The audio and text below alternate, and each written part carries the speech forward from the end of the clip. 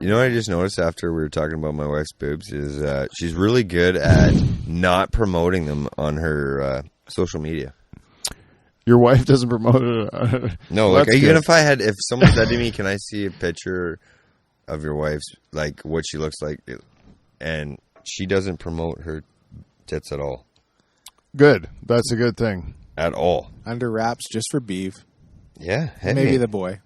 Just showcases butt. No, like even like back in the day. Oh.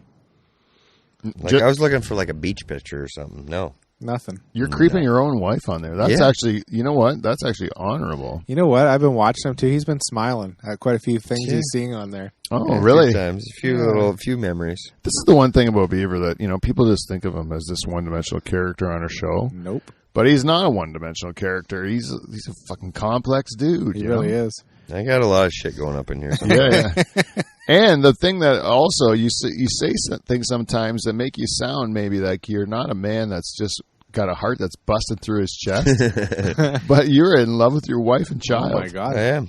And it even comes, right now, he's grinning still, Yeah. whatever he's looking at. he really loves his wife and child. He does. This is something that everyone thinks this is all about cocks. This whole show is just we're going to be like Dick and ball jokes. Dick and ball jokes. No, we love our wives and children as well. Yep. Well, we did have a segment that I promoted about looking for short people in life. So, like, we do have softer sides. What you want? What do you mean? Oh, you want to have one? No, remember I was looking for. You want to have friend. a friend? Yeah, that's of a short in stature. Yeah. Yeah, I think that anyone call you? No. Reach out? No one reached out to me. No one has me either. I think they don't know yet, though, the soft side. Well, yeah, they're maybe. It's going to take some time for them to not call my bluff, but like to realize that I was sincere. Yeah. Yeah, that you're sincere. Yeah, that's true because normally it's all laugh, Right. But really, they don't see you going home and just like longing for companionship of small people. Right. The whole way home, staring out the window, wondering. I want to be a giant for once. Is that too much to ask? Like, I want someone to say, Beaver, can you reach that for me? Like, I can't wait till my kid is like this tall. Yeah. And then he'll be in that category, right? In the little people category. Can you wrestle with him now? Now it's fun to wrestle with him. Yeah, yeah. Now he's like a shitload of fun now. Can you do you ever pick him up and put him in an airplane spin? Oh yeah. Yeah. And like he's tough as nails. Like the kid wants to he's the best helper. Yeah, like, I've seen him with my own two eyes. I've seen him work. And like it's easy to say that about kids, but like my kid helps more than I've ever seen another kid his age help. I agree 100%. 100%. I've seen it and it's unbelievable. It's remarkable to watch what he does. He's looking for work to do. Yeah, I pray to God it sticks. Yeah, like he's actually looking for work to do. And you know how hard that is? To hire a kid in his 20s to help you for a day. And then have them proactively look for work to do, right? Like to keep himself busy or something like that. Like what needs to be done around what's going on and do it. Like your kid, I saw him like move wood from one pile of the garage to the other. Yeah. It wasn't really necessary. Right. He's busy. Right? But he was It was a little bit of make work. But... Yeah, but he was still, he was like looking around the room when this wood could go over there. Yeah. Right? Let's pile it over there. That's something you can't teach. No. That's something you can't teach. It's something that's within him. And like when Julie brings him home from like daycare or something, like he gets out of that truck, he knows I'm outside, he'll bolt right for me. Like, what are you doing? Like, and he's saying, outside. Like he wants to go outside, man. He don't want to be inside. It's awesome. Yeah. That is cool, man. It's cool to watch kids be kids and they're not like, they're still like unaware of all the reality. What's available to them. Like you right. can get into like some sort of device and forget about outside. And that's what scares me about this day and age, right? And that's what I like about him being on the farm. Like he has no idea that he's doing the right thing. He's gonna lose a trade or two that I like right now. Know that'll be but like he's not looking for that electronic device or you see some parents are like, here, just give him the iPhone or the iPad and just shut him up. Well, no, he don't want that. You know what's kind of cool, but it's also like something that I have to get my head around is that these kids like they grow up with the device now, like with a phone kind of thing, from an early age. And then, like, there's a certain amount of, like, they don't really need to, like, if they have a problem, like, let's say you can't do math. Like, you got a calculator always on you. Right. Yep. You know, like, you let's say you can't read. You got a, Google Translate thing that'll read it for you. Like it can like read you a message. It can translate. Oh, for us, man, when we were younger, we had none of that at our disposal. Yeah, like if you were a person that couldn't read at all now, but you have a phone, you're done. Yeah, that's all you need. You can pretty much like fake your way through life. Yeah. What I wonder though is what are they doing in like the school systems, right? Mm-hmm. Like when I went to school, or when I went to college, like we had we had to spend like $200 on a scientific calculator. Fucking scientific calculator. Yeah, yeah. And you had the little slider on the back, you know, you throw the old little sheet in there, you know. But like these days, you don't even need that. No. And so are you allowed to use that as your fucking calculator? That's kind of what I'm getting at. Yeah. Is like why don't we do, like, we should just be teaching people how to use these things like these phones properly to be able to function in life, because if you teach the person to learn what this phone knows already, it's gonna take a hell of a lot longer than teach them how to use this phone to learn anything you want to know. You know, right? I would like an engineer that knows what he's doing, like he's been taught how to be an engineer. Yeah, yeah. But if he has any doubt, like if he's like, "Will this beam support this load?" I'd prefer that he knows how to look it up. Right. Yeah, but the problem is this day and age, what are you taught, man? Like, if you don't know something right now, fucking ask Google, right? Sure. Yeah, but also in today's day and age, you could have went to school 5 years ago, and all your information you learned is obsolete. Mm-hmm. That's true too. You know, and so then you kind of always have to be checking to see if there's anything new, if there's anything better. Like, I'll be honest, when I went to school, I started out with 75 kids in my class, and I had to make new friends 3 semesters in a row because all the people that I was meeting, they were all same story. Like, oh, mom and dad's paying for my education, and I'm like, well, not me. Like, I got to pay for my own way. Oh, I'm going to prove them wrong. You know, I'm going to get through this. Fucking 4 months later, or a month later, they're not even at class, and 4 months later, they're gone. Don't get me wrong. I could turn 24 hours of school in a week into about 13 real quick. Yeah. If I want to get down to 8, I can make it happen. And you had money to drink and right. And but I graduated with 12. 75 down to 12 after 4 years. And of those 12, I had a pretty good GPA. Mine was 3.1, I think, which is still pretty good in my mind. It was good. Mm-hmm. And but of my GPA, of those 12 people, I was 11 out of 12 on the GPA scale. Oh, really? Yeah, like I wasn't the smartest in the class, but still 3.1 is still pretty good. That's like, in numbers terms, it's like low 70s.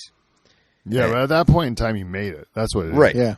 But like, I came out of school with a full-time job, and me and number 10 of 12 was one of my best buddies in school at the time. He had a job coming out, and the other fucking 10 did not have a job. Yeah, yeah. Nobody gets a job coming out of university, really. No. I don't even think they kind of like it.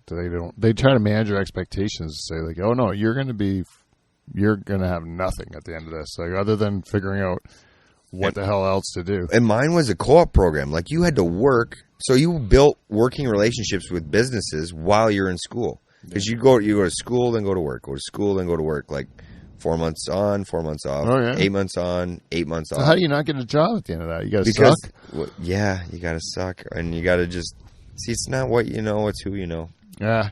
Yeah, I don't know. I know right now, nobody can find anybody that wants to work. Like, right. Like, because they say that there's a lot of, like, something like 40% of people have plans to leave their job because of the pandemic. And even the ones that don't want to leave their job, they're like, they'll stay at their current job, but they know what they want and what they don't want now. Yeah. You know what I mean? Like, they don't want to be like, they don't want to go for 8 hours a day to an office where they're away from their family, where they can't take care of their obligations. They have no flexibility to do the things that they want to do. And they're really doing about 2 hours of work for and they're spending 8 hours a day away from everything. So people are just going to be they're going to know there's more options to do things remotely, to be flexible and stuff like that. See, what I don't like about that is there's a difference in life between people that do what it takes to get the job done, and there's people that just put in time. Yeah. Who do you want to be? You want to put in time, or you want to fucking get it done? This is what I want. This is what I want, though. When I'm an employee, I do want to have my employer work for me. Right. I'm going to work for my employer. Don't get me wrong. I'm going to do what they need me to do. But what's in it for me other than the money? Right. You know, I do need to know that. And every single job I had, I would ask questions like that. And most of the time, my fucking managers were from they're like baby boomers or something like that. And they would be like, you get money. You do shit that we tell you to do and you get money. Yes, that's a wrong philosophy. And then I go, well, I don't want that. Yeah. I want something more. I want to know that I'm doing something that I feel like I'm using, like I'm enjoying the things that I enjoy. I'm using my skills, the things that I think I'm good at. Yep. I'm doing those things, you know. And if you don't let me feel like I'm being true to what I want to do with my life and fulfilling my life, then you're not the right employer for me. And I think that a lot of employers have this attitude like, you work for me, I give you money, and that's it. And really, the thing is like, hey, you're going to give your time to me. You know, you're going to give me a big chunk of your life. I got to make sure it's worth it for you. Yeah, there's lots of places you can go just get a paycheck. Yeah. Right. What I tell my employees is do you want a job or do you want a career? Yeah. Because if you want a job and waiting for that paycheck, it ain't going to last for you and it ain't going to last for me. Mm-hmm. So if you want a career and you turn this job into something that you care about and that you treat it like it's your own. Yeah. And the last thing you're thinking about in a day is money. Yeah. The money will take care of itself. Yeah. The money will always take care of itself if you look at it that way. Yeah. If you look at it like a career and am I bettering, not like my employees, they're not looking at it just to better me. They're looking at it, am I bettering the operation? Yeah.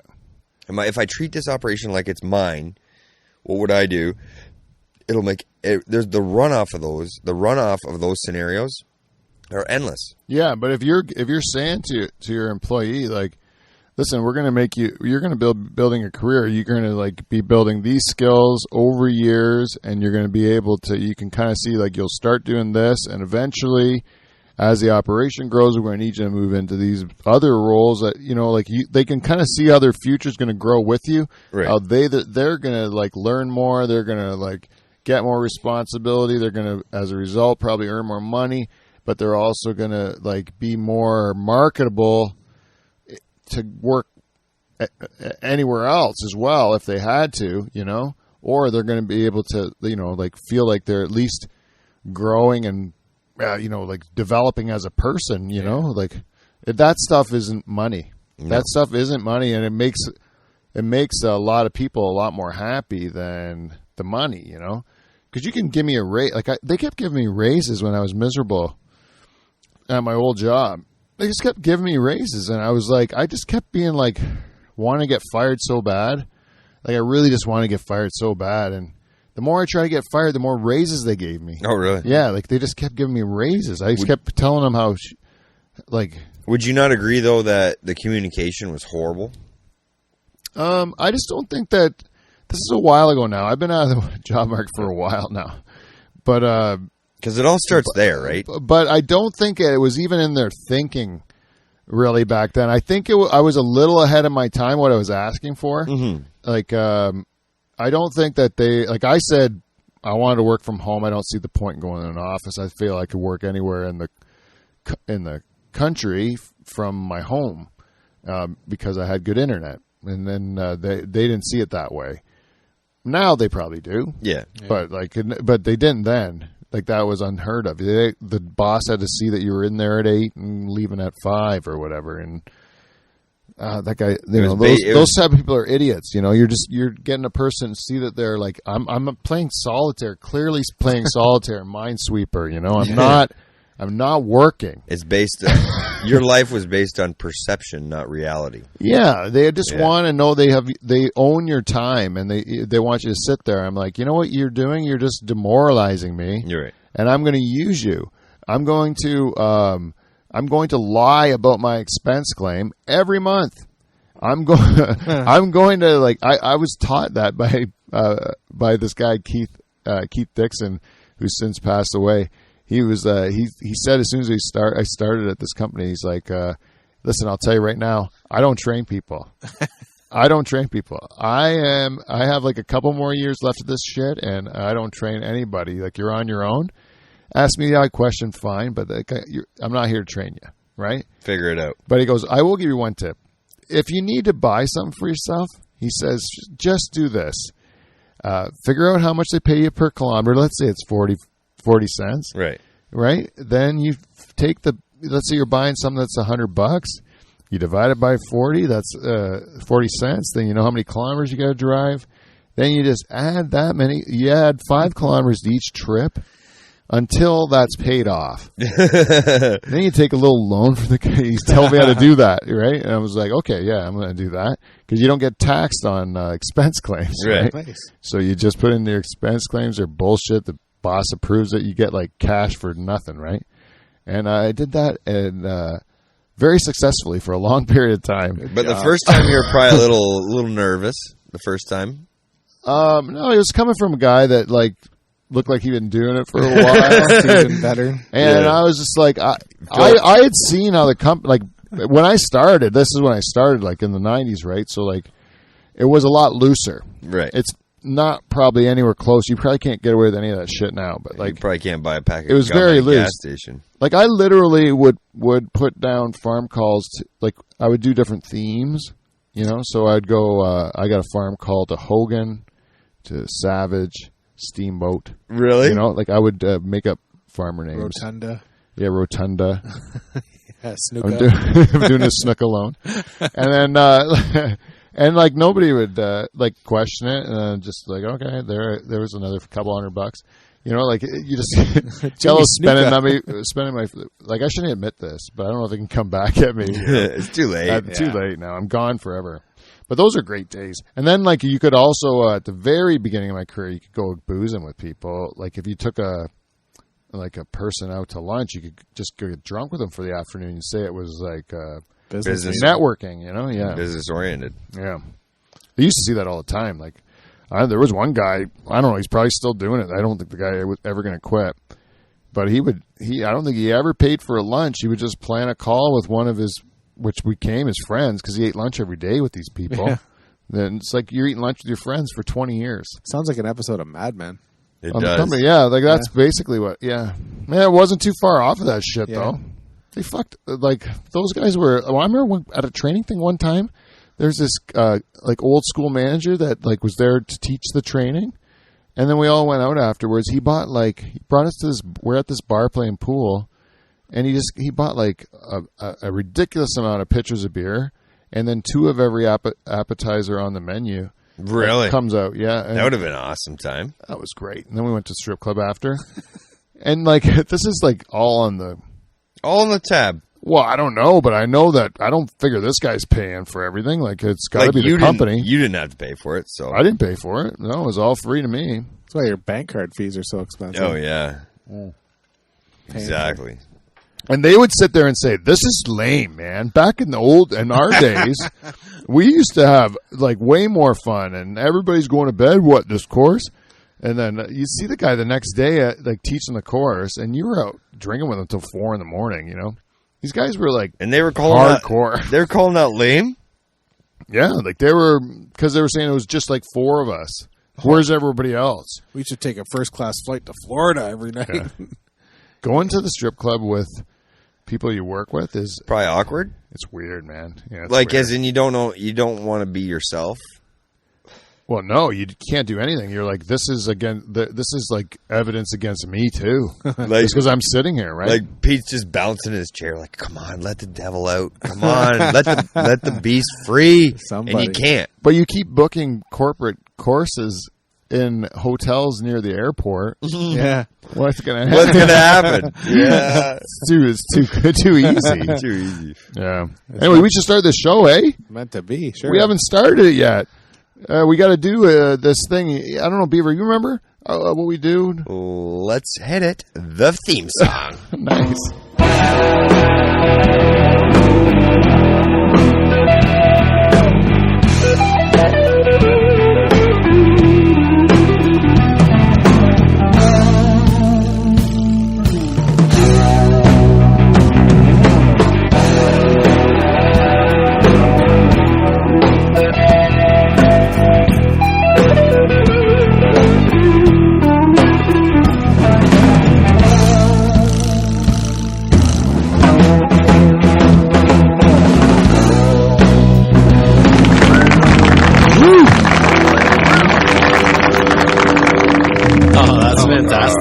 Yeah. Boom. There it is. Hello, everybody, and welcome to the Dutch Hall.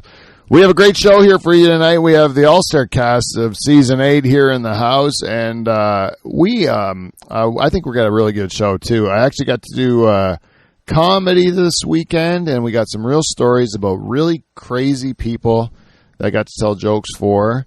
And we also, I had another bit we were going to do. We'll remember it by the end. And we have feedback from our queen. So this is a lot of stuff to get to, but we have to introduce the people on the show first and foremost. Ladies and gentlemen, running the board immediately to my left, it is Kevin Van Dungeon, everyone. Yeah. Hey, Kev, let it go all the way through one of these times. Yeah, there you go. Second one. Suck it in. Gotta hear Feel it all the way through. Yes. And then back in the hall, he's been working away on his baby cigarettes. Yeah. Ladies and gentlemen, Big Dong, Derek, the Beaver Van Hooten is here. Yeah. Just throwing data. Couple week hiatus. Yeah. And beside him, we have the guy who's the best replacement ever to my good old friend, Dave. Ladies and gentlemen, Robot Charters is back. Yeah. Thanks a lot, Pete. Hey, how you doing, man? He's looking shocked today. Little mouth agape. Yeah, close your mouth. Close your mouth, boy. There you go. He's doing well. He's a bit of a mouth breather there for a second. Yeah. I just spent a week with the real life version of it. Hey, he's aware of the robot now, the real life. Is he? How'd that go?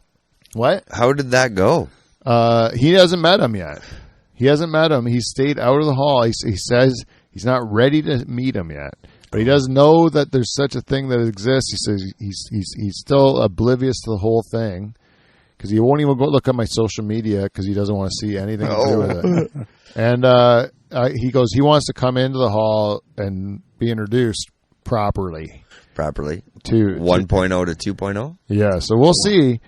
It's going to be weird. It's going to be like an awkward thing. I hope you guys are here for it. I do too. But I guess the guy's double vaxxed now. I guess he's ready to consider making the trip out to the hall. Oh, yeah. Now, I don't know if he's going to be on a Tuesday or Thursday yet. Maybe he's going to be just a one-on-one or whatever. Well, maybe you got to break in on a one-on-one. Yeah, maybe. But I think we're getting closer to getting the real live version in the hall. But the robot, I think he's been doing such a fine job. I don't see him going anywhere. No.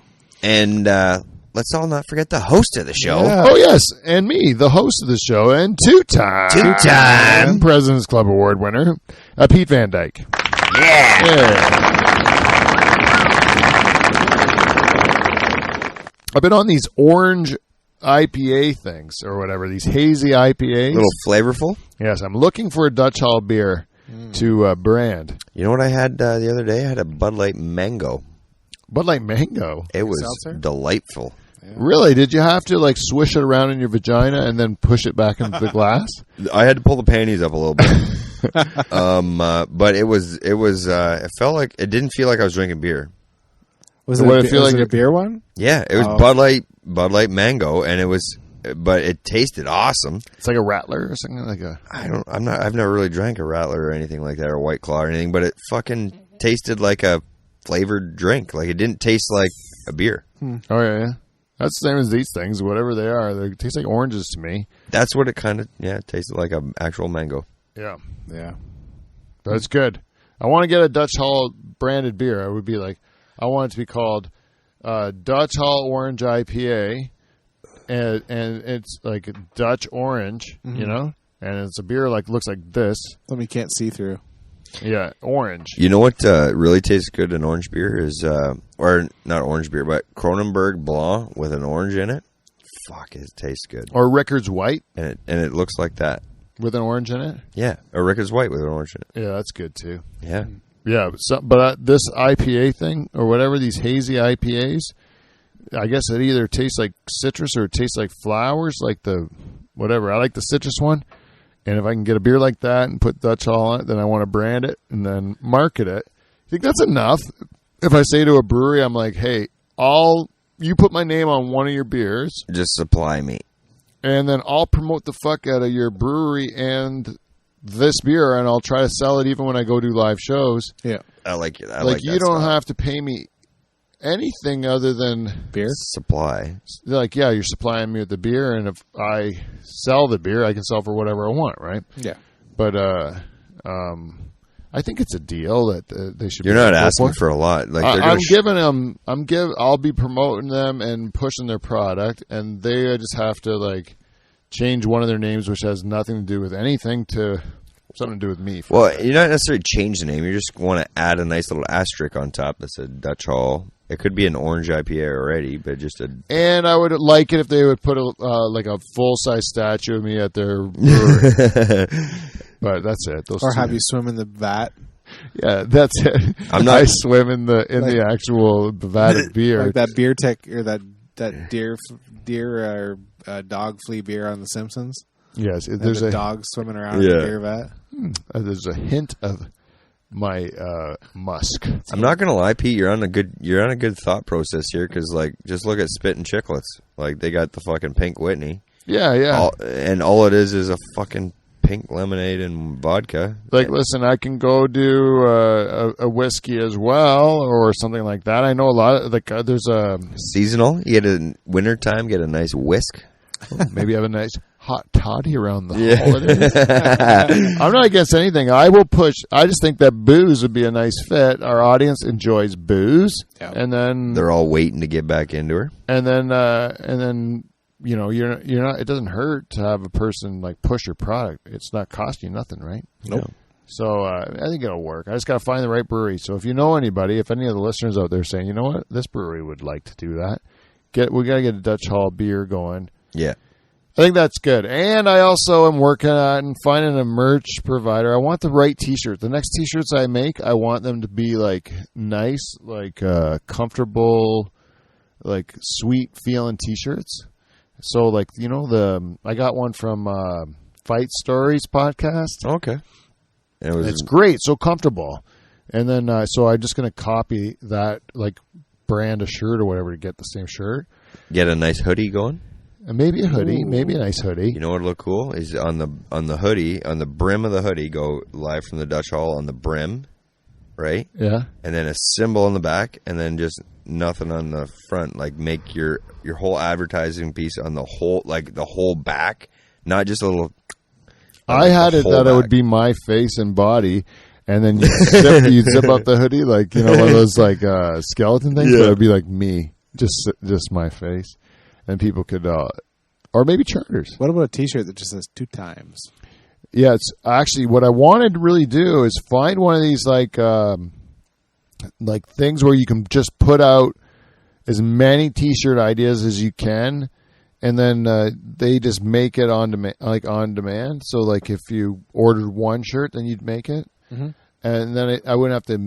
And then you could just like come up with a whole bunch of ideas. You could have a 2 times one. You could have Are You the Haitian Dwarf T-shirt? Picture of a rooster. Yeah, you could have stuff like that. You could have just like a rooster, and then like you could have a picture of a big penis, and it says "Dong Show" on it. You could do anything you you could do those underpants. It's on the shirt.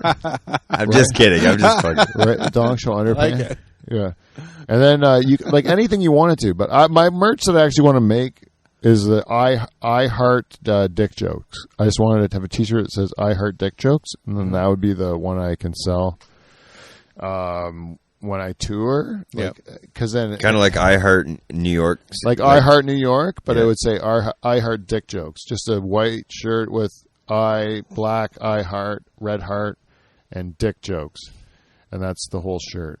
Simple. Yeah. Not really affiliated with me. There's not my face on it or anything like that. But I would know it's my shirt. And those who know. Those who know, right? I heard dick jokes mine. So I want to get that made before somebody else does, because it's so easy that when I think if I wait too long, I'll be copying off someone else. You're right. Yeah, I haven't seen someone do that. I haven't seen an I heart dick joke shirt. I'd buy that shirt. I would too. I seen I club my wife, like the club symbol, but I've never seen I heart dick jokes. I club my wife? Yeah, but the club symbol from the cards. Yeah. Or but it's still referring to beating her, right? With a club? I believe so. Yeah. It's offside. Yeah. I spade my wife would mean like you fixed her, right? Or you hit her with a shovel. Oh, really? I always thought that it would be more like you got her tubes tied. That's probably the popular belief. But if you would just hit her with it'd have to be a spade, though. It would have to be a spade shovel, not a square shovel. You would be clubbing her with that. That's correct. I diamond my wife. Doesn't make no sense. Maybe if you're getting married, but that's just dumb. That's stupid. You don't want. No one diamonds their wife. No. No. Sounds like a neat move. Yeah. Diamond cutter. Yeah. It's that's the only one that's not a good verb. No. Well, and you're stealing off of a wrestler. That's right. Yeah. And he's still pretty popular based on hell of a yoga. Oh, his yoga. His yoga. Yeah. He makes like people that are like almost gonna like die of obesity, and he fucking saves them. Yeah. That's pretty cool, actually. It is. He's really changed a lot of people. I worked with Jake the Snake Roberts on that one show, and he was a mess for a while. And I worked with him. He was like he had his shit together, man. I think he saved him. Huh? Yeah. Him and Razor Ramon or Scott Hall. Yeah. I think he's doing good. He's on that new wrestling now. That AEW. AEW. Scott Hall used to save people too. He didn't strike me. He struck me more. Scott Hall got saved by Diamond Dallas Page. I was going to say he'd be one that would be getting saved in my mind. Yeah, Chico. Yeah. Yeah, he's lucky to be alive. The good old toothpick. I love the old toothpick. He's lucky to be alive. People be grabbing the tooth, he'd fling it in the stands. It's like, that's fucking gross. Hey, yo. Yeah. My wife tried to grab his butt in Guelph. Did she? At a house show, yeah. I was just telling that story to my kids. My wife does not like wrestling, And so it was like, I was in university in like, early 20s. My wife came to visit. She was just my girlfriend at the time. And we went to go see wrestling. And we watched the first half. And we're in the cheap seats. And she's not having a great time. And you're having an amazing time. I'm having an okay time, and then it was like it's like an intermission, and so we say let's go down to the ringside, see if we can meet some wrestlers, like back by the dressing rooms. So we go down, we see like a couple of wrestlers back there, and then we go to back to our seats, and my wife's not with us anymore; she's gone. Oh shit! And so we're like, she just went home. She's straight afar. Yeah, but what really happened was we looked down at ringside. She's front row ringside, like she's like with some old lady, and she's like what? Like going like she's cheering like crazy now, and she's reaching over the rail trying to grab at Razor Ramon's butt and stuff like that. She took a hard left when you guys all went right. Yeah, she all of a sudden found some old lady super fan and just went like full tits into wrestling. Like she's like, I'm going to commit to this. Yeah, she's like, when in Rome, like let's go all into it, and she did. And to her full credit, it was more fun for me to watch her because she just said, I'm going to get into this. So you're no longer watching the wrestling at hand. You were watching your wife watch the wrestling. Yeah, and she looked like she was having a great time. Like she was really like having a great time. And I know she doesn't like wrestling. Like she's like not even, She can't even pretend to like it. She hates it. But sometimes you get in the thick of it and you gotta love it. When you're there. The next time after that you got laid, was it different because she was probably thinking of a wrestler that you didn't anticipate? Oh, I never thought about that, but if you would think was she looking for the toothpick? Hey, yo. Hey, yo. Kept calling you Chico? Yeah. Yeah. She goes, she wants me to just keep throwing a toothpick in her face. I don't know. Yeah, maybe that is weird that just started happening. That's our finishing move. The razor's edge. Yeah. I don't know. Yeah, probably. Anyways, yeah, that was cool because she still hates it, but like I do like the fact that I would be the same way, I guess, though. But I mean, the closest equivalent is like the Bachelorette or the Bachelor. My wife likes that. I think it's the worst, right? Like, I can't handle it. I hate it. I think it's like just whores on parade. I don't. Are you forced to watch it too? No. It's all, when she watches it, and to be honest, I don't. She hasn't watched it in a long time, so I don't know if she still watches it. But there was a period of our lives where she watched it, and I would not be allowed in the house when it's on. Like, I'd have to go to a different floor of the house or to outside. Because you got to be quiet and you're not allowed to talk? Because I can't stop talking when the show's on. Because it's all of it, front to back, is fucking remarkable. I cannot not remark on it. Like, it goes against everything that I, like, understand about life, What is this? The parents are going to agree that this guy's going to fuck their daughter and two other ladies, and it's okay. And then none of that's real life. Yeah, I know. To me, I can't believe how many parties have agreed that this is normal. Exactly. Nothing about this is normal, and then. So it ruins the show apparently when there's a person yelling. My wife said the whole time. My wife said she's gonna. My wife said now that the host got kiboshed. He said some bad things. Yeah, he said some bad things. Mark. Yeah, and my wife said she's gonna in her own version of protest, she's gonna not watch the show. I'm like, I agree. You should just not watch the show. Don't put up with that shit. Personally, I don't give a fuck if the guy's on the show or not. No. I will support the hiatus, though. Yeah, you gotta. You gotta be on your wife's side, no matter what. You know why? I guess The Bachelorette Now is an interesting story. I did hear about this girl, The Bachelorette Now, is that she got famous because she was a contestant when it was a Bachelor, and she was amongst all the women that were trying to like woo the guy, and then she became popular because she brought her dildo or something into the house. It was important to her to have really that's awesome vibrator or dildo or something like that. And then to the point where she had to start open a new like post office box for all the dildos that fans would send her. Try this one kind of thing. Yeah, like because I know you like dildos, so here's something else you can try. No way. Like that sort of thing. So she still has this. Now she's the lady. She's the one that all these guys are trying to get. Now she tells all the guys, while you're in this house, no jerking off. Really? None of you guys jerk off. If I find out about it, you're not the Bachelor. You're not going to marry me or whatever. I think I'd just keep a batch on my hand for when she was saying, see you later. Yeah. If she gave me a rose, I would immediately just jerk off on the rose. Here you go. Just blow a load and give it back to her. I've been waiting. No woman. So there's swinging dicks everywhere?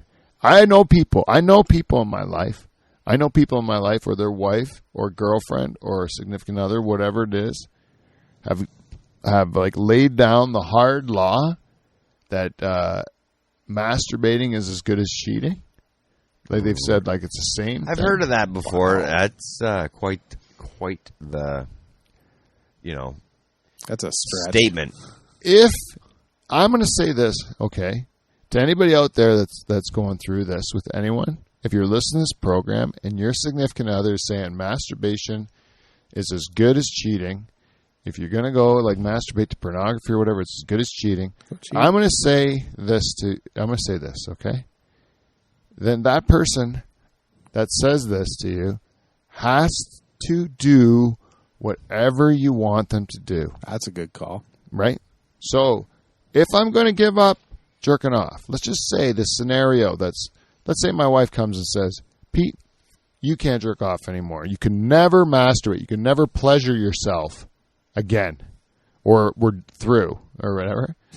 I would say to her, okay then, it's a deal, but you have to do whatever I need to satisfy my sexual urges, and I'm going to tell you right now, you will not like it. Or keep up.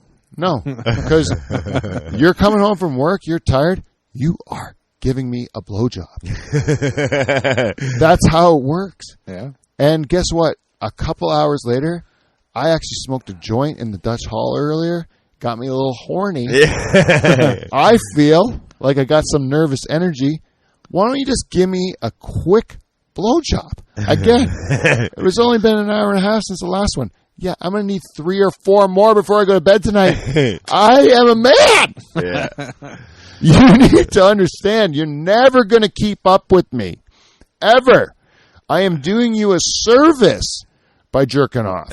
I am doing you, I'm saving you the horrible, sad pleasures of milking the gross out of me, which I need once in a while. Yeah. People get killed over that stuff. I am doing you a service, and you're complaining about it. Come on. Not to mention, well, the one thing I don't know, I think the pornography actually does make you worse in bed. What do you think about that?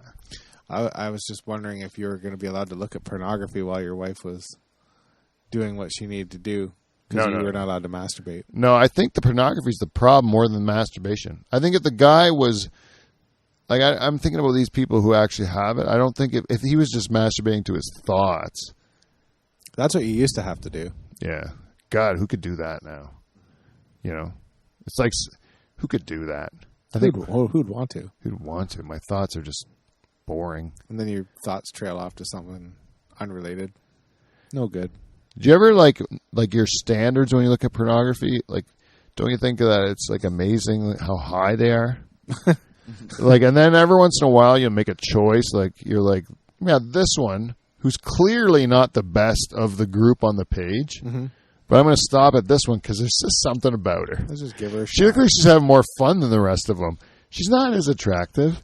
You never go for the dimes. The more reasonable choice. No, the fake looking porn stars to me, they're as good as an old grandma or a big fat lady or anything like that. The ones that are the stereotypical looking porn star, the fake boobs and that cookie cutter. Yep. Kind of Playboy pinup look. Yuck. It's not that it's unattractive. In real life, I'm sure it's very nice or whatever. It's just not my thing. And it's not unrealistic. You like a more everyday kind of gal? I like a girl that looks like, I'm doing this just for you, and if it ever fucking gets out, I'll kill you.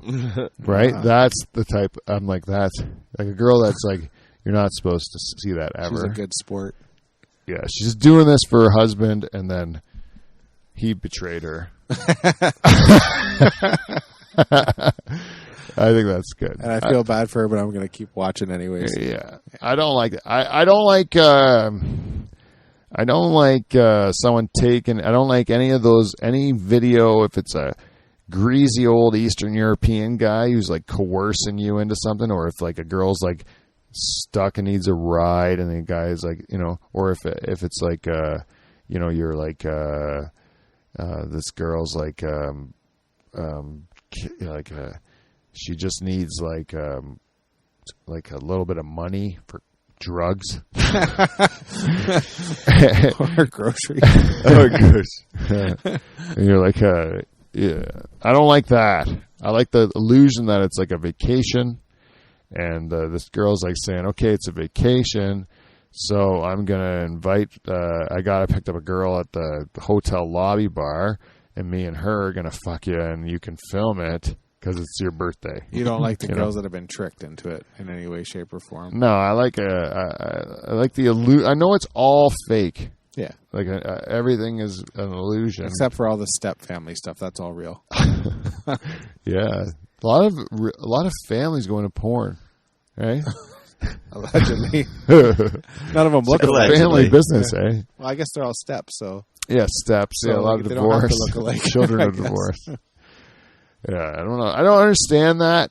I don't understand that at all. No. I don't understand how that became such a huge thing. It's like a huge category now of porn, and it's like the most popular category of porn. In the United States, the most popular category of porn is like step brother, step sister, step mom, stepfather, all that like incestual stuff. Weird. It's gross, man. Americans are fucking different, though. I don't think we're far off, though. Like, we're usually just... No, I'm not saying... I'm just saying different. I think Beef's saying they started it. They started it. Yeah. Yeah, you don't really see, like, Germans step porn. Step and poo porn. Yeah, it's German, like, shit on your face porn. It's German, what are they? They're like a like a mule, you know? Yeah. That's more likely to be German. But you're going to see, like, if you're going to see Asian... porn, it's going to be some girl who's making a noise that you never heard a girl ever make with sex, right? Is that weird or what? The noise is different. It's not like a regular... Yeah, it's like an aye. Not that I've ever seen it. But it is a different sort of yell or something they're doing, and it doesn't seem like they're enjoying it as much. It seems almost like they're crying or acting. Or what it is, but I don't like it. It's not pleasure. No, it seems terrible, and also they're not supposed to look sexy. No, in Japanese culture, at least, they don't want you to look sexy. They want you to look cute. Some of those game shows are crazy too. Japanese game shows. Wow, I've seen some. They used to be on TV a lot more than they are now. I think they used to fuck people up big time. Well, I think I was just going to say people had to have died because they used to be all over the satellite. Now you don't see it much. Yeah, some guy's getting like crushed in a trash compactor. I don't know. Like, yeah. I remember like it was like somebody was like there was like one of these public toilets. I was at one of these things in France the one time, and you got to like put money in, and then they'll let you go in the public toilet. But it's like in the center of like a town square, like you're in the busy park, you know. But there's this little building. You put your money in, you go into it. And you take a shit or whatever, and there's like 6 of them, like it's like a like an octagon kind of building, and each little pie thing is on a shitter or whatever. You're all shitting.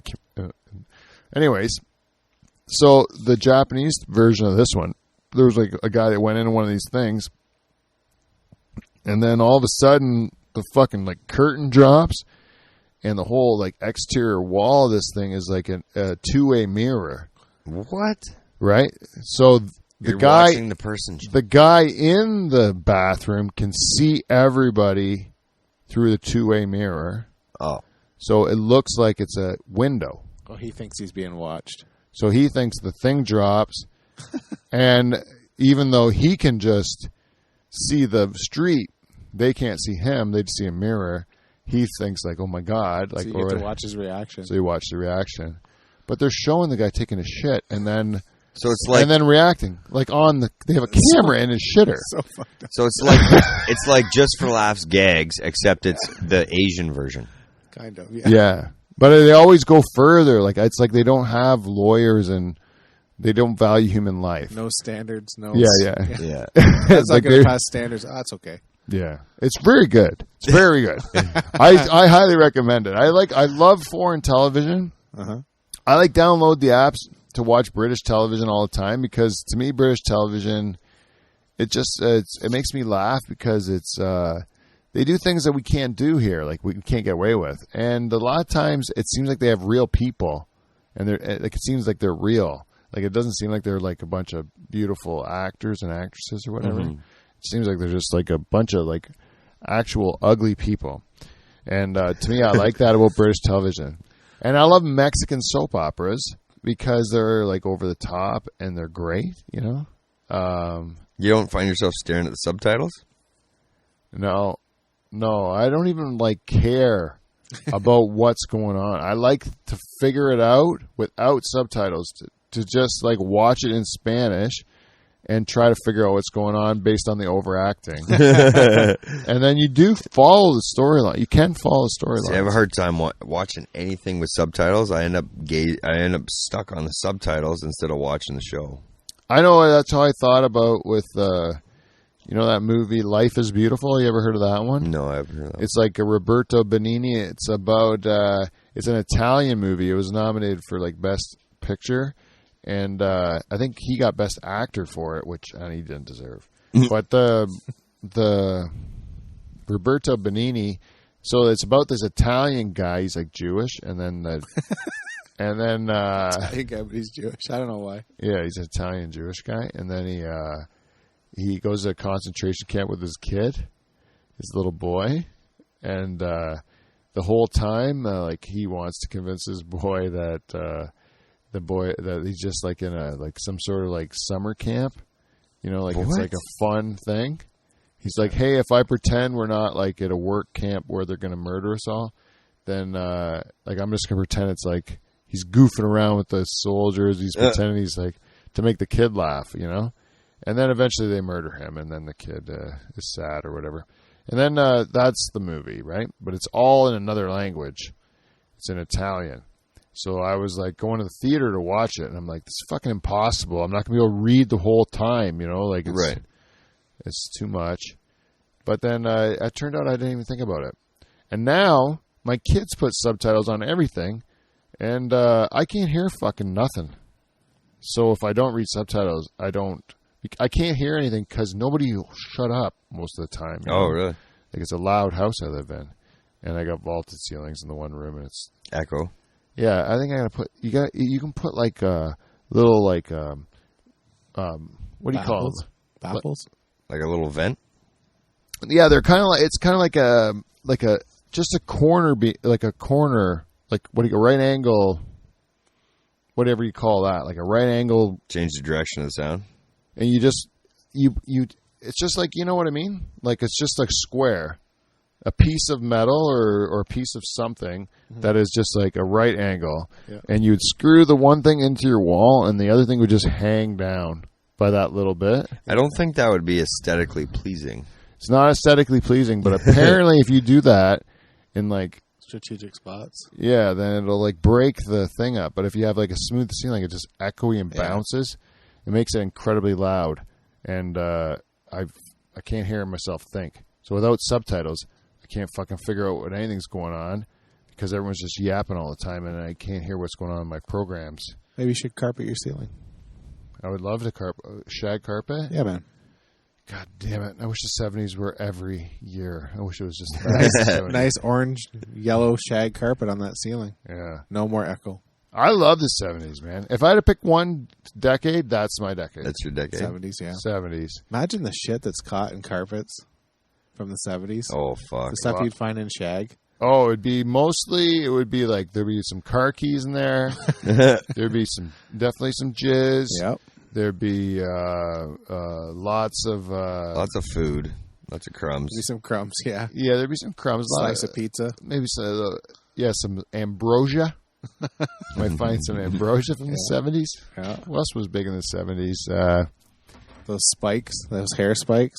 Oh, a lawn dart. A lawn dart. A lawn dart? Yeah. You might find a lawn dart. Maybe a wood burning kit. A wood burning kit, yeah.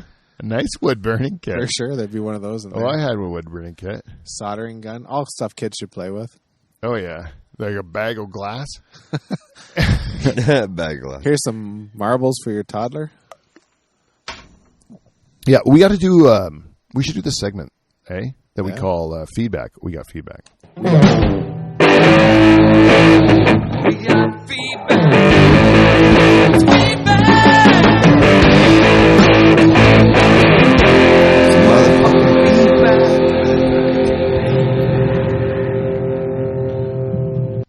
Welcome to Feedback. We got feedback. This week's segment is brought to you by our friends at Amazon.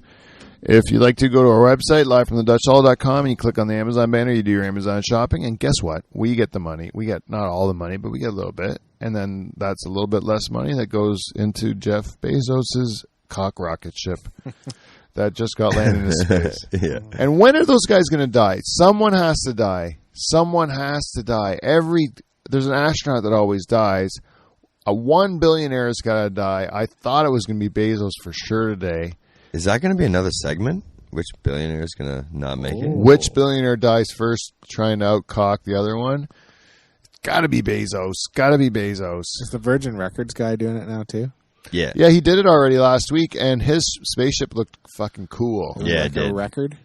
And no, he had like this biplane thing that would bring up the regular plane. And then it and then it drops it, so the thing in the middle free falls for a bit. Yeah. Until it gets out of the way of the other ship, and then it takes its own rocket off, and it goes up into the upper I got a stratosphere question. or whatever. How long do you think it took Branson to come up with that little, like Armstrong speech that he said when he hit space?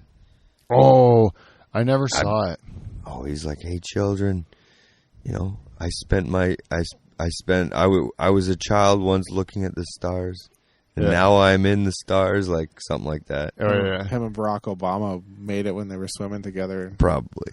Yeah. I don't know what his idea is, but Branson's idea is, which I like, is that his plan is that you take off from a regular airport, like a regular airport runway, and then you go off, and then you would once you hit the you leave the atmosphere and go into like the stratosphere or whatever, you can go way faster, right? You can go like there's less friction, right? So you can go like way faster.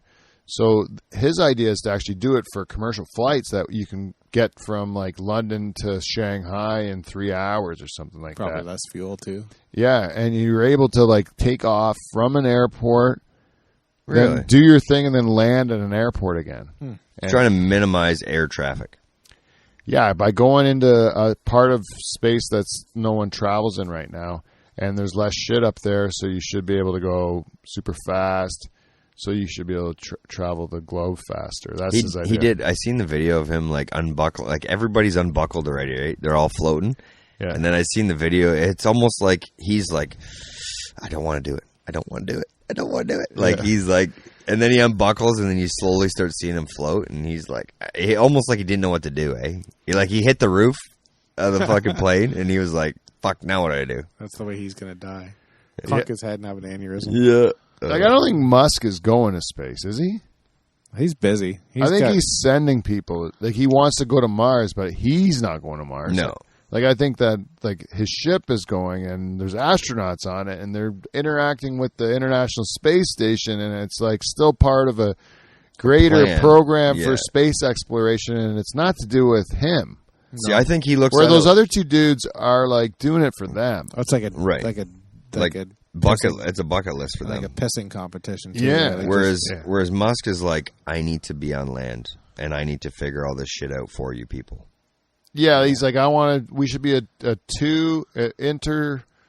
interplanetary species. Yeah, because it would increase the chances of our survival past whatever catastrophe is going to take humans out. Well, and now there's a big thing online about fucking like all the UFO sightings and all that. How Area 51's got to give up all this shit and stuff. So.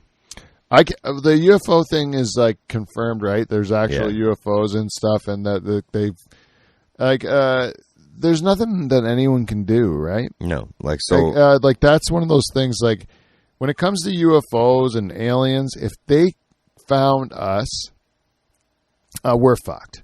Like we can't. We're at their mercy. If we wanted to like do anything to protect ourselves, we can't. We absolutely cannot. Yeah, because they found us. Yeah. No, we can't find anything. We can't even come close. These guys got us owned. There's no way we're going to compete. Like anyone that's bravado in a situation like that, you're a fucking idiot. Like they found us. But what I'm saying is like the moon. Like that scenario is being talked about a lot. So the Bezos, Musk, and Branson thing is being pushed more to get out there, you know. I guess so, yeah, because then so that we do kind of catch up or whatever. Yeah. Yeah, we just put it right in those Martians' faces. Look at us. Yeah. The one thing that we're really close to, I guess, within 2 or 3 years, they say we're going to have the nuclear fusion. I think, right? Now we do fission and fusion. They almost have it figured out, so they're going to be able to control it, split atoms and not split. Right now we're splitting atoms, right? Yeah. And this one would be combining them. Combining them or something like that. But you're basically just throwing water in this thing, right? Because you just need hydrogen, atoms, and then. But because it's so much energy, and if you can contain it, then it can power you infinitely. Forever and ever. You just have infinite power. But the problem up until now was the control. Yeah, you can't contain it, right? Yeah, can't. But they're a couple years away from having it figured out. They got it already somewhat contained. I read, and then so they figure they're a couple years away from being able to be able to do this on a commercial. Next thing you know, it'll be in a battery kind of thing. But every plan that Musk has about going to Mars involves this technology existing. Oh. And without this technology existing, Mars doesn't happen. It's a lot of theory right now because... Yeah, they're saying when we get to this point where we can do this, hopefully this technology is also there and we can then do both of these things. Right. Because especially if you're trying to have power on Mars for a long period of time. Oh yeah. This sort of technology would be make things a hell of a lot easier. Yeah, it's a 7-month trip, right? Just to get there. Yeah. So, and then once you have one of those things that's self making its own energy the whole time, you can really go you can travel space forever. You don't have to ever stop at a gas station, right? Here's a question: if you had a free ticket to Mars, would you go? Is it already inhabited? Oh, just generic question. Oh, just to go? Well, no. If I was one of the first to go, no. Right, me too. Because I'm going to die. Those people are going to die. Most of them will die. Accidents happen. It's just the unknowns are too great, and the risks are it's just so much that many risks. I just watched the movie The Martian the other day with what's his name, Matt Damon. Oh, Matt Damon. It's a good movie, actually. If you like that one, you should watch on Disney Plus. There was one called Mars, just Mars, and it was half documentary where they showed the SpaceX program with Musk and them, and it was half fictional where they go to 2035 and they show the first crew going to Mars and then setting up the colony and all the things you have to do to set up the colony and all the things that can go wrong. Oh shit! It's really cool because you see how absolutely ridiculously dangerous it is. Every aspect of it is so dangerous. Oh, yeah, there's nothing about it that's going to be safe. And so much things can go wrong. So I'm not going anywhere until pretty much at least a third of my friends have said they've done it and it was worth the money. And otherwise, I'm not doing it. You've calculated this. Yeah. What would you do? Because today Bezos went into space. Bezos went up. It was a 10 or 11 minute total trip. You go straight up into the upper atmosphere. You look down at the Earth. Maybe you get weightless for a second or two. You come back down. 10 minutes. How much would you pay for that experience? I don't know. What do you think the consumer? A lot. What would be where you think the average Joe would consider it? A 10-minute. It's basically a ride. You're going to a very fancy ride, and you're going into space for a little bit.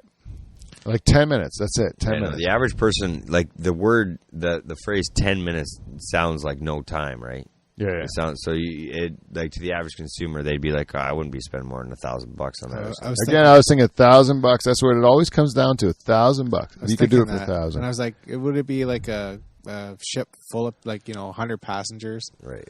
Once you hit hours, when you're saying the word hours, that obviously is going to cost more money. I wonder how boring it would be after 10 minutes. it's going to take you longer to get up there than it is for you to be there. I think 10-minute trip, you're fucking exhilarated. Like you're right. But I'm just saying, how long did it take them to get up into the stratosphere? Yeah, the whole thing was just like a crazy whole 10 minutes. I bet you. Like maybe there was 2 minutes of break and then you're coming back down again. Yeah. And then so it's like violent and crazy. I imagine. So that when they went up, they had pilots, obviously, or that's what I don't understand about Bezos' thing. They just showed these 4 people, and there's like Bezos, his brother who's a nobody, some old lady who has like an aeronautics background, but she's an old lady, like a legit old lady, not like older. She's collecting pension. Like she's a senior citizen, and then some teenager. Who made the app that they're using off an iPhone to get that ship up into space? Maybe. Yeah. It's like, I really thought they were going to die. These ones, that was the... So it must be controlled from home. That was the team that was set up to die. I thought so. That would make this all interesting. If someone... There was Apollos that didn't make it out of the atmosphere.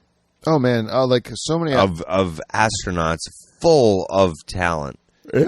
Maybe it's all a conspiracy. Maybe it was all just film. And we're talking the Amazon man. And you look at how many of SpaceX's rockets blew up. Yeah. Lots, yeah. You know, like I don't remember, like one of these other guys, and they probably had failures too. All these guys probably had failures, but like every space program's had a catastrophic failure. Yeah. It's taken the life of everyone on board the ship, like the Russian program, the American program, like they all had like travesties, multiple, like this, and every program, Apollo, the space shuttle program, they both had blow-ups that killed everybody, you know? Yeah. So these billionaires too will die eventually, right? Someone's got to blow up. Yep. I really would have thought it was Bezos today. I really still thought happen. Yeah. Too bad for Amazon. They keep going up, I guess.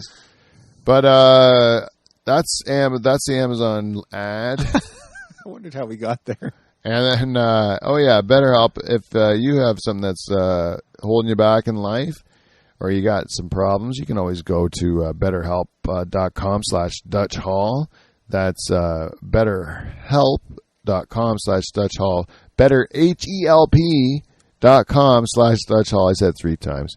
You know, and I do believe that everybody should really fix themselves if they can. The one thing about BetterHelp that I really like is that you can switch. If you're not getting what you want there, you switch. You can get something else. You know, keep finding it. If you don't like it, you cancel at any time. You know, that's how BetterHelp works.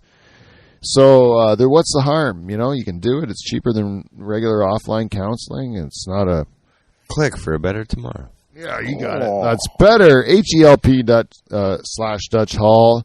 You can get 10% off your first month at betterhelp.com. And who else do we got? We'll get a Patreon. Go to patreon.com/Dutch Hall, and you can join this lady, our queen, who gave us a piece of feedback. Patreon, again, that's patreon.com/Dutch Hall. Now, we have one Patreon supporter, and that's our queen, Jen Husko. And Jen Husko, she listened to the one, Great Stories and Great Bands. You know that one? Where Beaver told a story, and then I told the Char Stag story, and in between we ranked all the bands. Story. Well, Jen really liked that episode. And you know what? I was in a weird place myself, so I thought it sucked. And then turns out it didn't suck. It was actually a good show. Oh, right on. Yeah, in the room sometimes things don't seem that good. Or maybe I feel like I'm talking too much, but I don't think like it's entertaining because I'm not a big fan of myself, you know, more so than that.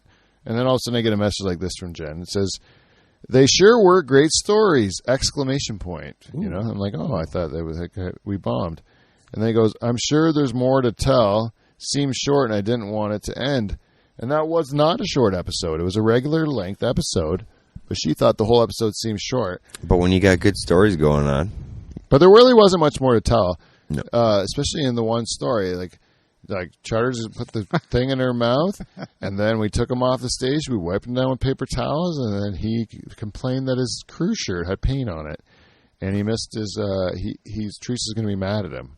Like, it was not at all like there was no. I'm not leaving out details because we don't live a very exciting life, to be honest. The funniest part, like, if we were out banging whores, right? Whoas. And I was leaving that out of the story. Let's say that's the thing. It's boring. I don't even think that's... If I had a choice, you can, like, pay a prostitute to have sex with you, or you can watch your friend, blackout drunk, shove a paintbrush into a stripper's mouth and make her teeth fluorescent orange, and when she yells at him, it'll glow in the dark? I go paintbrush all day long. Yeah, man. That is hilarious. I'm doing it all the time. I don't need the sex. That sex story that I would tell about banging the prostitute would be sad. And it'd end in a hurry. Yeah. Yeah, it would be. And also... No pun intended or pun intended. I actually believe that that even if my brain was to say, you know what, I don't value my relationship with my wife and I choose to commit adultery with a prostitute or something, I would my penis would go on strike. I disagree. Yeah, he's faithful. Yeah. My penis is faithful. Yeah. I think my penis would never work with another girl. Well, I think it wouldn't. I think it's true because it's full of guilt. It would be so full of guilt. There's no way I can get a boner with guilt. if you're thinking, you're stinking. That's what they say. That's what they say, right? Yep. And I would be thinking, Yep. there's no way I would be able to cheat on my wife and not think about it. Mm-hmm. And if I did that, then my dick wouldn't work. Right. So then what's the point? So that's why I wouldn't even try. But, I do want to bang girls. Like that still crosses my mind. I'm still a man, right? Like I'm still a man, right? But something interesting happened at a show. But I got to read this feedback first. And then I'll tell you the story about this girl at the show on the weekend. Because normally something would happen and it didn't happen. Anyways, they sure were more to tell. I also enjoyed the discussion about the greatest bands. I have lots of opinions about that. Keep it coming. Thanks for all the shout out to your queen. So of course I said, well, I need to know more about your opinions. Ooh, feedback and a response. Because you're our queen. Yeah, he replied. So she said, well, my opinions are based only on my taste and their awesomeness according to me. I'm like, yes, that's what opinions are. I was shouting my choices out as you guys consider bands for the top 10 as I was listening. Rolling Stones are number one for sure. You got that right. Very nice. Hey. I was very reluctant at the time to join the 90s grunge thing, so I can't say much about that. And if you're considering solo people like Elton and Bowie, don't forget some girls like Janice. Ah, good call. Now, I do think that if we go through that whole thing, there's not a lot of girls on that. No, we never gave that a chance. So let's just do for Queen Jen a quick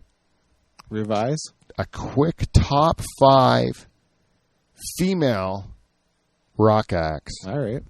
Of all time. Rock? Just rock? Well, what are you going to say? What about like an Amy Winehouse? Does she rock? Yeah, I think so. Honestly, yeah. Yeah, I would say so too. But yeah, I'm going to say greatest bands. Like if you want that, I would say rock. Like if you had something from a different genre, I would. You consider it? I would consider it. Yeah. Okay. Because sometimes I would consider like a country star or a rock star. Mm-hmm, mm-hmm. Like if you said like a Johnny Cash, I would be like, he's a rock star. Yeah. Like even though he sang country music. But Janis Joplin, of course, she had a great voice, but she was taken before her time. I don't know how many albums. Like when I'm talking about greatest female, like rock star. Well, Heart. Heart is I would say more accomplished than Janis Joplin because like they had longevity, right? because they didn't die as much. They did better at living for sure. Yes, they did way better at that. Yep. So yeah, Hart's got to be on the list. Stevie Nicks. I think you got to go Stevie Nicks. You definitely have to go with. Let's get a Canadian gal in there. Oh, you got to go with Alanis Morissette. Alanis Morissette, yeah. Good old Canada Day Sass Jordan. Oh, yeah. She's at every event. Or Alanis Morissette. Yeah. Or no, sorry, Atlanta Miles. Yeah. And Black Velvet. but I'd say Alanis Morissette, though, her career would stand up as being like a great rock act at this point. She's probably like Hall of Fame material, right? Who is that beauty? Lita Ford, Samantha Fox? Oh, yeah, both those are stinkers. Yeah, though. they're stinkers. Let's say... okay, so we got Janice, Stevie Nicks, maybe Hart. Yeah. Alanis Morissette for the Canadian content. Keep the CRTC happy. But she's also good. No, she's good, though. Yeah. Who's the one that's, I'm drawing a blank, married to Blake Shelton? Is that the No Doubt girl? No Doubt girl. Gwen Stefani. Gwen Stefani. Gwen Stefani. She ain't no hollaback girl. I'm just what I'm saying though is I put her up there. Top female. Yeah. To be honest, she's like had a good rock career. I'm gonna have to put her in there. And there's not many like her, right? Like she rocked out. Rock ladies who really kick ass. Like for that matter, like Avril Lavigne, for example. Yeah. Like is she considered? Like I would say no, but maybe because there's so few. Well, and you're saying no, maybe because there's not as much like nostalgia to the name. I'll tell you a new act, a new band that I don't think she's there because she hasn't been around maybe long enough yet. But I like her so much, and I think she's so eclectic. And but she's only a member of a band. But I think she still serves a drink. Is St. Vincent? Have you ever seen St. Vincent? You did a big build up there. I have no idea who you're St. Vincent. Yeah. Look them up. They're a good band. She kicks ass, man. Number one, she's got great guitar skills, like great guitar licks. Two, she's cool as fuck, and she sounds like Prince or something. Like she's really good. St. Vincent. I like her, but I can't put her on this all-time great list yet. Annie Lennox. Oh, Annie Lennox is a good one to put on the list. Yes, thank you. That's one that we definitely would have. Joan Baez. Nope, I'm joking. And you look at someone like Sheryl Crow. She's got a pretty kick-ass career. Sheryl Crow. Pretty good musician. You can't not put her on there, and she's got a great voice. Beautiful face. Yeah, she does have a nice. She has a nice hooper, a nice backside, a nice derriere. But she's got a bit of a flat chest. I'm going to say that out loud. Yeah, but maybe it's just because she was a little old when she got famous. Yeah, I think she was Michael Jackson's backup singer. Yeah, she was. Yeah, she was Michael Jackson's backup singer. Beautiful woman. And good. And you got to consider her. Annie Lennox is a good one. I forgot about her. Oh, how about Patti Smith? Or, is she from the Pretenders? Yeah, I think so. Joan Jett. Oh, Joan Jett. She loves rock and roll. Yeah. Or Pat Benatar? Yeah. I like it. What's the other one? What about the Bangles? Walk Like an Idiot. Bananarama? Bananarama. Or, what's the name? Who did they say before that? It was... Patti Smith. And you said somebody... Pretenders. The Bangles, Bananarama. Oh, fuck. What about Four Non-Blondes? Yeah. That's an 80s act, 90s act, right? Right. She's a good producer, but she did it. They were just like a one-hit wonder. You can't give them anything. I'm trying to think of a chubby girl. Blonde, chubby girl from the 90s. Duffy? Rita McNeil. That's a country act. It's country act. People who loved Rita McNeil, eh? That's kind of like a wholesome family act. Or Anne Murray. Anne Murray, yeah, she's hot. Anne Murray's lesbian, eh? Really? Yeah. I didn't know that. Good for her. Anne Murray is a lesbian, I'm pretty sure. Most of our great Canadian artists are lesbians. Jane Arden, is she a lesbian? No, I don't think so. Katie Lang is. No. Yeah, I heard that. Really? Wow. Yeah, I heard that. From my eyes. I heard it with my own 2 eyes. Yeah. What about it's not a rock act, but a pretty successful Madonna. Pretty successful. Yeah, like Madonna, when she goes in the Rock and Roll Hall of Fame, you're like, Madonna is a rock act. Yeah. Lady Gaga is a rock act.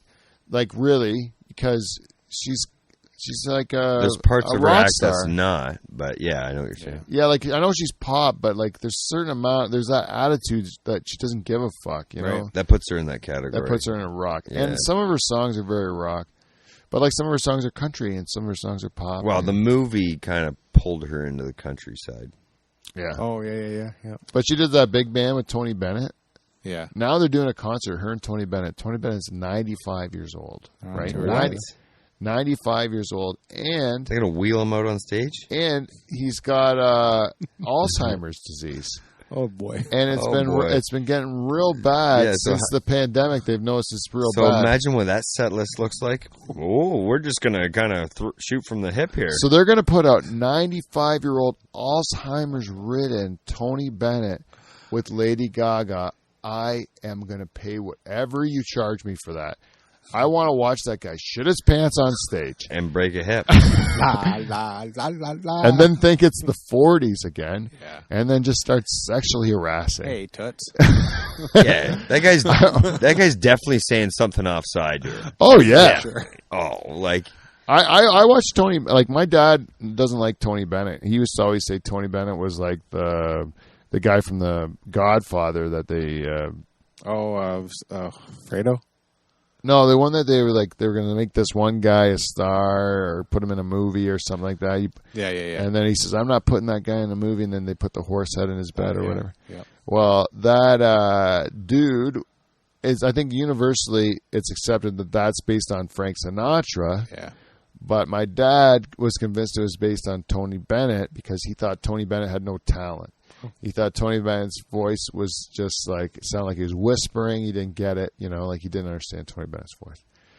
Anyways, so I grew up kind of like sharing that same opinion because I heard it so many times over the years. I just thought it was the way it is. I heard my dad have that opinion. I kind of shared it.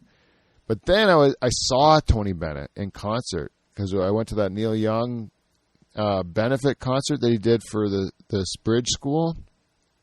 And I went to the 25th anniversary concert it was in Northern California, and Tony Bennett performed in just outside of San Francisco, and he's saying, I left my heart in San Francisco or whatever. And he comes out, and I tell you, it was a rock crowd, like the whole other, right after Tony Bennett was the Foo Fighters, so even the Foo Fighters, how the fuck are we supposed to follow that? Yeah. Because Tony Bennett came out saying, I left my heart in San Francisco. The crowd's floored, and his voice is amazing. Mm-hmm. What he was doing was phenomenal. You saw immediately this guy's talent was beyond, you could tell the years that this guy had dedicated to his craft or whatever, Yeah. And he was just out there with such subtle movements and owning the crowd, and belting it out, right? It really, really put all the hairs on edge on your arm, it just was really something. And then even the Foo Fighters came out, they were feeling the same way, watching them, and they're like, and now we're supposed to follow this thing? How the fuck are we going to do this? And of course they did by just fucking being the Foo Fighters. Yeah. And then, but intimidating for sure. Mm-hmm. So this guy is an extreme talent, but I would much rather watch him fuck up. I hope they do this thing live, Yeah, because there's going to be a situation that needs to be controlled that can't be controlled. Right. Well, yeah, there's a lot of you probably want to do this thing where Time you delayed. can where you can cut everything out. Yeah. But I would like to see it live action with the actual shitting of the pants and crazy stuff and the racist outbursts, whatever is going to happen from a really, really old person doesn't quite have control of his faculties, to be able to watch that is entertainment, So that's a good lesson. When it's not your family, like it's somebody else's family. Absolutely. Yeah, it's at their expense. Yeah. Yeah. You gotta watch saying like, oh, thank God someone else has to put up with that guy. Do you think our queen will be happy with our list of girls? Well, out of all those girls, I don't know who's the best, but I'm telling you, Steven Tyler. It's a weak list, isn't it, compared to men? Steven Tyler. I think the moral of the story is men are better. Ah. If I put Amy Winehouse on that list, I think she'd be doing pretty well. Yeah, she was very talented. Like, because she's actually kind of like the most like iconic rock star. You can't really say anyone's bigger than Janis Joplin. Like you couldn't say anyone's more iconic or synonymous with rock and roll than Janis Joplin, I would say. Yeah. She's like kind of the first, like the pioneer. She's going to be like the Elvis of the women, right? Yeah. But the best total catalog, man, I think you'd have to be... I think we need like a more experienced... Someone that knows more about... Yeah, to make that call. Yeah, but like successful rock star women. You almost like, how about Pink? Oh, there you go. That's a good call. Yeah. Because she's kind of like pop and rock. Like she's kind of got a rock edge to her. I think she's rock and roll. Yeah. I know her music's poppy, but she seems rock and roll. Because she fucking kicks ass, man. They had a special on, it might have been on Netflix or Disney or something like that, where they showed that she did like 4 shows at Wembley. Mm-hmm. Like, she sold out 4 shows there. Yeah. That's unbelievable. And then she knows you got to play to Wembley, so it's big. So she's got to like make her act real big, So she's doing like silk acts where she's fucking an acrobat from the ceiling, and she's like singing upside down and shit like that. Like, talk about like putting on a show. Yeah, it was unbelievable. So I don't know. I'm gonna have to put Pink pretty high on that list. Yeah, I think so too. I did a quick search. Yeah. Best rock star women? Yep. What do you got? Your number 1 is correct. Pink? No, you said Janis Joplin. Janis Joplin. Ann and Nancy Wilson. Heart. Which is Heart, yeah. Stevie Nicks. Wow. Oh, wow. We got him off the hop. The Runaways. And I disagree. Karen O. Don't know who that is. Don't know who that is. Haley Williams. It's getting pretty fucking thin. Meg White. Meg White? Yeah. Come on. Give me a break. She was an ornament. And Brittany Howard. Brittany Howard. Fuck, that's a good one. Is that Ron Howard's daughter? No, Brittany Howard is from Alabama Shakes. Oh. Now, that was the 12 most influential women in rock and roll. Patti Smith wasn't on there, or Annie Lennox? I can click on more items and maybe get it. Because some of those other ones, those schlubs shouldn't have been on there. But that's a good one. Brittany Howard is kick-ass, too. Alabama Shakes, and then she had her solo stuff. And then Thunder. They got Tina Turner. Thunder Bitch. Oh, that's a good pick. Tina Turner. She should have been on there for sure. Tina Turner, yeah. I'm not putting her in the short list with Janis. Urethra Franklin. Urethra? Urethra. Franklin. Urethra, you found it. Yeah. Is she R-E-S-P-C-T? Yeah. I love Aretha Franklin. I actually watched Alanis Morissette's on there. Yeah. Yeah, we got most of them. Aretha Franklin did that. Patti LaBelle. She had a special that was shot in a church over 2 nights in Los Angeles. It was on Netflix or Disney, one of those things. And but it was like the footage. They shot it, but it was like the something fucked up with the footage, and they could never release the movie. But they just released the stock footage, like basically, like not that edited, and you just saw it was basically as though Aretha Franklin showed up in the church and like just they did a concert, right? And one of the second night, Mick Jagger was there and Ron Wood and stuff like that, like just watching. Yeah. But man, like, you want to talk about unbelievable talent? Like, it was great. The whole choir was phenomenal. Like I watched it twice, but I'm a huge fan of old soul music. I didn't get to see her either before she died. That was one of the people on my list I wanted to see. I didn't see James Brown before he died. I had a chance to watch him at Lulu's. Oh, yeah? Yeah. I still haven't seen Bob Dylan. I haven't seen him either.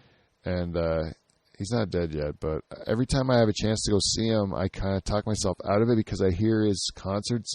He, like, fucks with the audience so much that sometimes you waste your money. I've heard he's played it just facing the drummer. I've heard he's played every off-hit tune. Yeah, like, he'll make sure his songs are unrecognizable so you don't know what you just watched, you know? Yeah.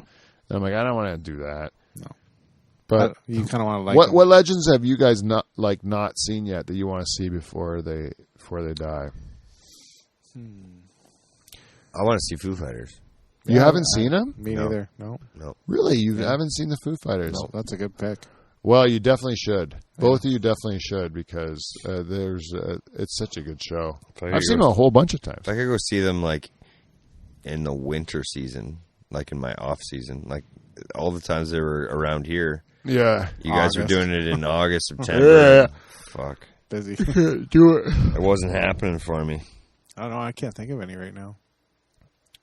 I would like. I never saw Tom Petty. No, I never. Before he died, I never saw Prince. Never saw like a lot of the Bowie. Never saw Bowie. Saw him. So like I probably would like if I had a chance to see anyone that's good. Like I've seen Neil Young a bunch of times. I'm glad. I don't know if I've seen Neil Young. We saw Pink Floyd together. Yeah. I've seen Neil Young with on his own. I've seen him with Crosby, Stills, Nash and Young, and I saw him. Oh, I saw him that another time.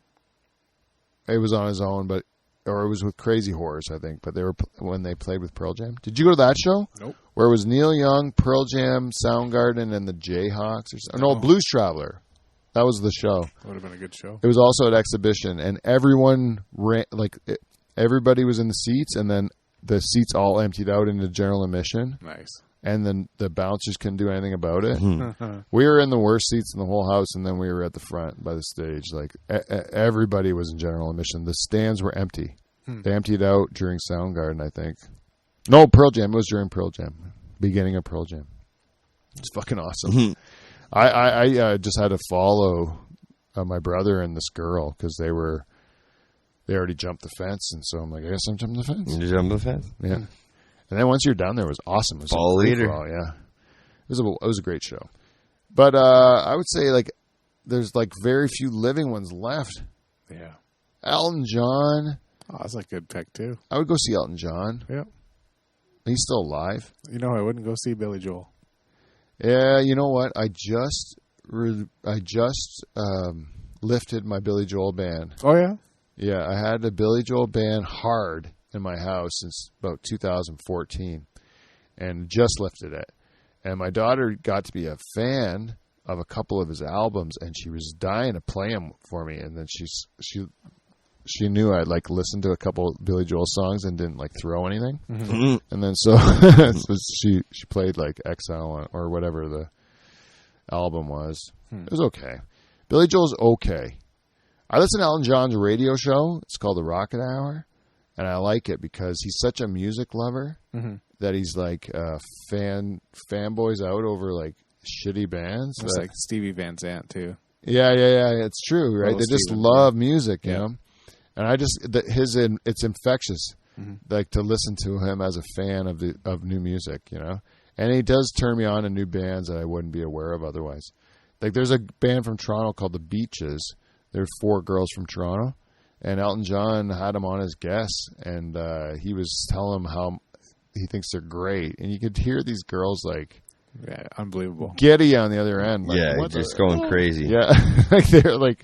Imagine that though, Elton John, like someone of that stature in society, and he's like telling you, "I love what you guys are doing. Like, you guys got it. Like, you guys are killing it." And it's like. This guy's like a hero of yours, you know? Yeah. They're definitely going to put themselves a little higher on the old pedestal after that one. Oh, yeah. I started following them on Instagram, and they were a hoot to watch because they were going on their first like tour, rock tour. Oh, really? And they were all just having a blast. This is all before COVID, I guess.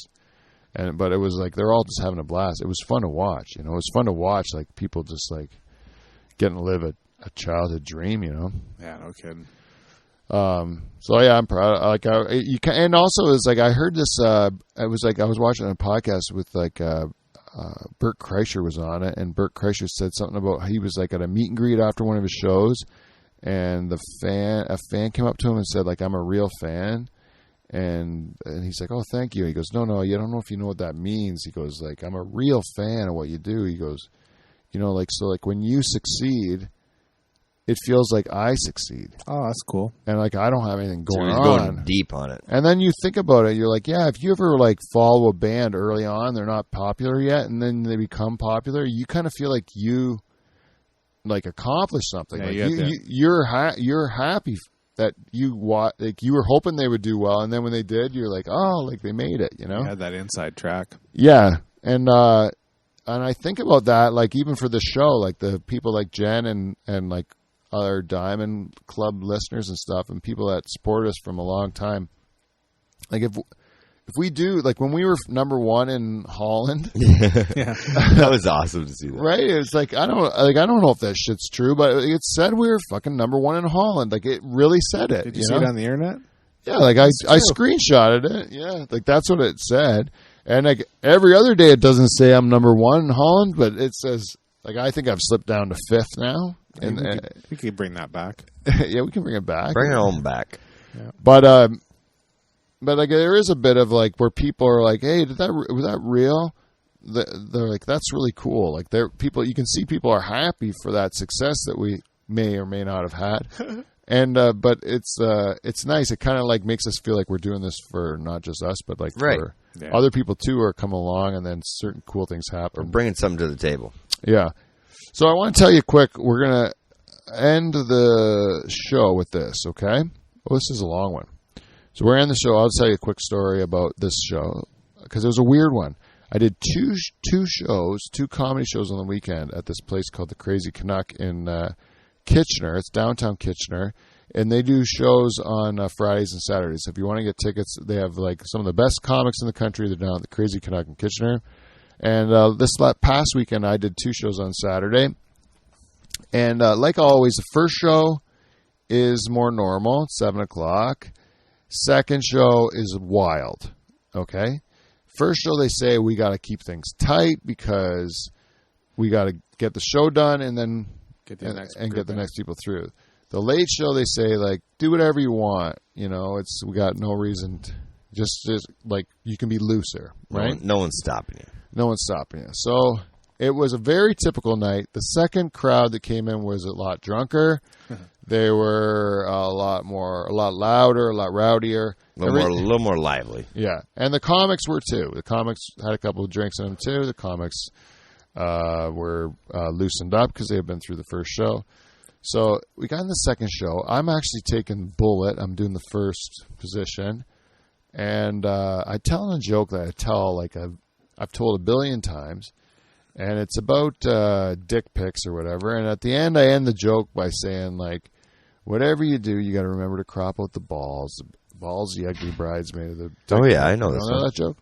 So I'm telling that joke. And as soon as I say, you got to crop out the balls, the ugly... these two girls, not sitting together. One girl sitting at one side, one girl sitting at the other side. The two girls, at the time that I said, you got to crop out the balls, both of them shoot up, hands in the air, cannot stand it any longer. Really? To hear me slagging balls, to have the gall and audacity to suggest that your balls are unattractive. How dare was you? Too much for both of these unrelated women. At the same time. They had to both put up their hands and say, I will not have you calling balls ugly on my watch. They are both ball fans. Both ball fans. They like to put them in their mouth. Well, I didn't know what to say, Beaver. I was like... What do you say to that? I said, what are the odds that there are two people here that love the aesthetics of balls? And just killed my punchline. Oh, yes. But it became so much more than that. Well, anyways, so these girls were very adamant that my ball joke was inaccurate. And then, so later on, I finished my set, and later on, I'm outside, and I see they're coming out to have a cigarette. These two girls are coming out together now. They formed an alliance over the ball issue. They had a powwow after the set. And they see me out there. One of them, tall African-American girl, beautiful skin, like tall, slender, wearing a nice dress, like legs for days, the other one, a good-looking brunette, a bit of a, one of those very drunk, like a bit of one of those like Instagram or Snapchat models. Yeah. She made me Snapchat with her a bunch of times outside. Really? She goes, "Would you like to Snapchat with me?" I'm like, "I don't give a fuck." So then this is what happens. She puts her arm around me, and then she puts the phone at us, and it's got a gray screen kind of thing. And then I guess that means I'm supposed to go because she's yelling, "Go, go!" Like I have to talk. I'm like, I've never done a fucking Snapchat because I don't know what they are. I don't fucking care. And then, but she gets close to do it, and you can smell her. She smells like a young drunk whore. And then, normally, that fills me with bad thoughts. Ideas. With joy. Ideas. With joy. Like all those things flooding back, knowing this girl is like in the prime, looking for love. She's drunk. She'd be easy pickings. She's talking about her thing that she likes about the balls is the way they slap against her ass. She likes the slapping of the balls. She got descriptive. Both of them did. Both of them came out and told me exactly why they love balls so much. And then, so I'm taking this Snapchat picture with her, and the smells are all coming into my nostrils, and I realize, like, she's grosses me out. Like, this girl's attractive.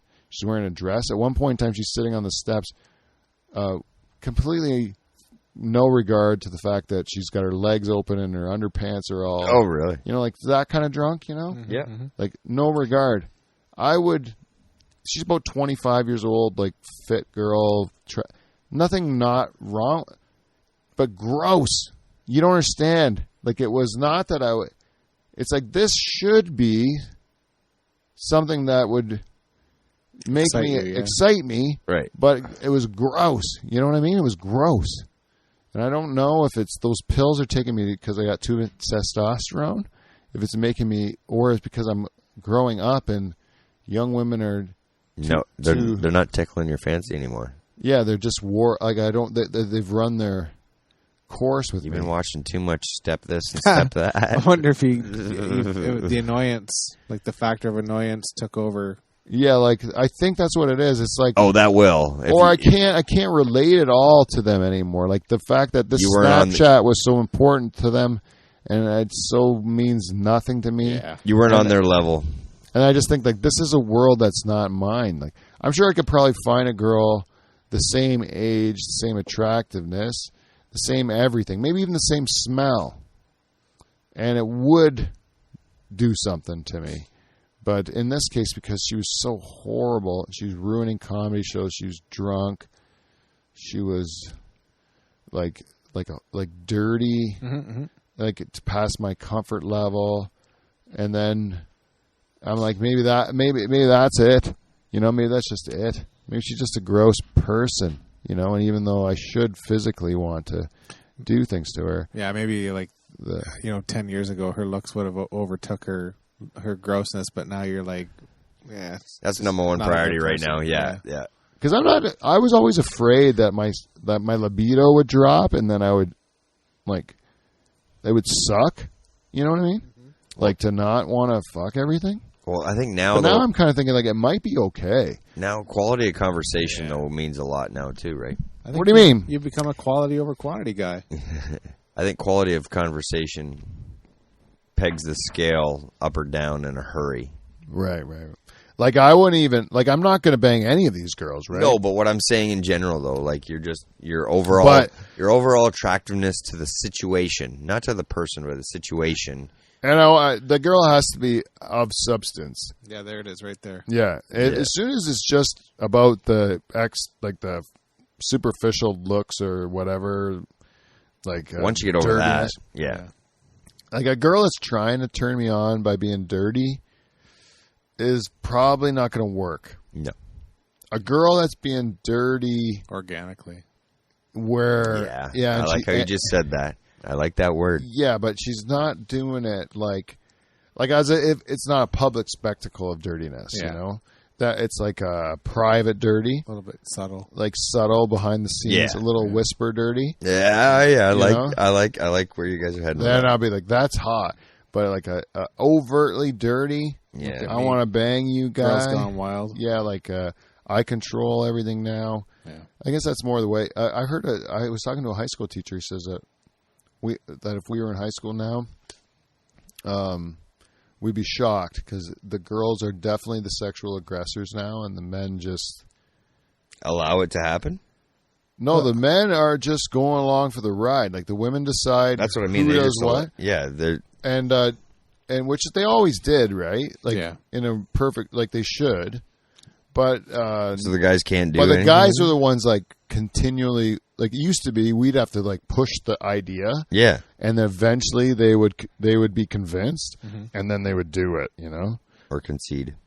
Yeah, but now it's like the guy never comes with the idea, and the women are coming up with the idea before the man even thinks of it, and they're like way more aggressive about it than it was in our day, and I think that sounds awesome. That does. And you're like, for it. I'm really upset that I was born when I was born because that would have been way better. Yeah. Good for those young people, eh? But man, that's a fucking new world, man. New world. New world. Balls. Anyways, 2 girls that fought for balls. Couldn't even believe it. I can't even unless you told like it sounds like you'd have to be there to really take that in. Yeah. They're angry. They felt enough about it. Like and to have a sidebar conversation about it too. Yeah, you know what that also together. Yeah, together. She also said about my act when she was out there doing this shit. She said, "I thought you were okay, but my friend hated you." Oh, like that's really necessary to tell you. You know what I mean? You know what I mean? Like, what the fuck was the purpose behind that? Like, what was she hoping that you were going to respond with? Yeah, I'm sorry. Like, no, I was just what the fuck? I thought it was hilarious. You know, like number one, I don't think her friend really hated me. But whatever gave her that impression, she felt like I. She also might have been looking for a rise out of you. She was also wasted. Hence, looking for a rise kind of crank you up to her level. Oh, maybe, yeah. She didn't though. No, she just seemed like she was drunk and didn't know what she's saying to me. Like I didn't really put much weight into it, whatever. But yeah, it's sad. It's sad that it's so gross to me. A young hot girl like that it would be gross. It seems like it's like a day that's passed, like a page passed in my book. And now I'm not going to be horned up by young, stupid girls anymore. But, you know, maybe those days are best in my rear view. You never know. All of a sudden I know or something. I'd rather... Now I think my demographic has to switch to... I'm going to have to raise my bottom number. To what? I think it's got to be in the 30s now. 30s, yeah. Yeah, I think it's got to be in the 30s. I don't think I can go... It is for me. For you? Yeah, I'd say. Well, how old are you? 35. Halfway through 30s. You can go with a 25-year-old still. No, but what I'm saying is I'm kind of agreeing with you with like the maturity thing. The maturity conversation. Maybe is more of a and you also hang around with older people too. Yes. So you are more like you have like a more like the sensibilities of an older person. I think you would think a 25-year-old girl's a pain in the ass. Yeah, right. You would. Right. Yeah, same as us. Yeah. 30 would be fine. I think 30 would be fine. But 30, I can't see myself going 29 even. What's the top number? Oh, sky's the limit. Sky's the limit. Yeah, there's hot girls that are old ladies now. Yeah. Yeah. Like half of Beaver's like ants.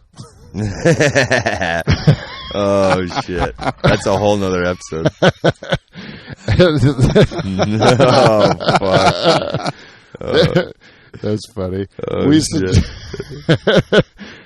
But yeah, there's some older, but that group of ladies though, there's a whole bunch of them. They're like fit as a fiddle, and they're like 70 years old. They look great. They wear bikinis, and they're in still good shape and stuff. It's crazy. These days, the fucking old ladies used to look old. Bikinis are going away for young people. It's all about the cover it up. There's a lot of women in their 60s right now who will look a lot better than girls in their 20s. Yes, I agree. Because girls in their 20s seem like they just eat whatever they want. They don't try anymore. And they'll like have a big muffin top and a bunch of imperfections, and then they'll just like embrace them. Yeah, embrace them, expose them, put them on display, and then tell you that you're wrong for having an opinion about it. Yeah, you have to love them unconditionally for whatever, and then you're like, yeah, that is right, I guess. You shouldn't judge a person by their situation, but you have to be. You can also be subtle and discreet. You can also people judge people based on their personalities. Why can't you judge them on their look? Yeah, back in the 90s, if you were a little bit overweight, you wore a Northern Reflection sweater. Yeah. And some harem pants. I could never tell what your body looked like. Or a Gap sweater. Yeah, you would just there'd be no idea what their real body looked like because there was so much bagginess to the whole thing. Now I got to see it. Anyways, we went really long today, fellas. I think it's over. So we just have to say to our people that are still listening, I love you. I love you. That's it. Right. And until next week, we will see you next Thursday. Is that it? Yeah. Yeah. I have no gigs.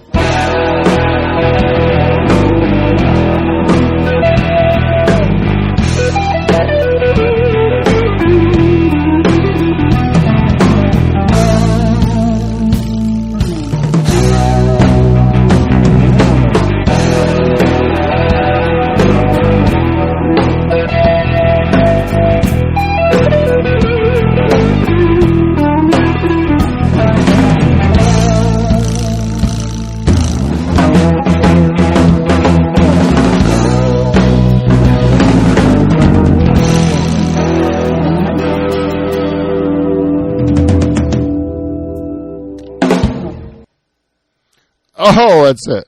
All right. Sorry. That went long. End stream. Don't you like how